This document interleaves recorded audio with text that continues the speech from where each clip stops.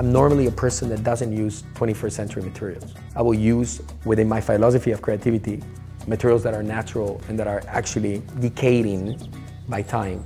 When I confronted myself with Caesarstone the first time, I was not truly believing I could do something special with it. I thought it would not give me the flavor I wanted. But now that I've used it, I've understood that it's actually the opposite.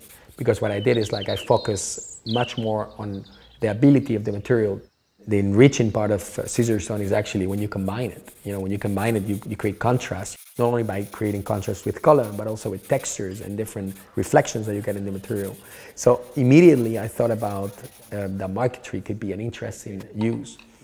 Now, if you think about marquetry, how it used to be done with marble, it's hardly impossible to make it, in this scale. But if you think about the plates of Caesarstone and the way technology allows you to cut it, then you can bring it up and bring something really special to it. So this is how I discovered it. Sort of putting it together, understanding that this was perfect, and then by cutting it with the high-tech technology they got, you get an amazing result, like a 21st century marquetry, which is actually something you don't see so often. This could have been cut in Caesarstone, yeah? One material, another material. So for me now, I look at the material in a completely different way. I think Caesarstone is much more luxurious than we think. So today I'm kind of changing my philosophy.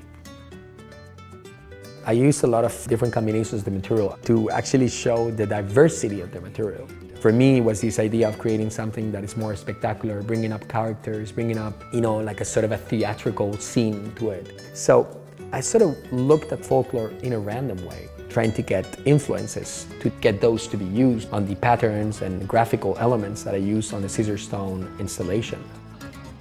As a visitor, you enter this palace, which is completely amazing, in terms of size and grandeur. It used to belong to Napoleon.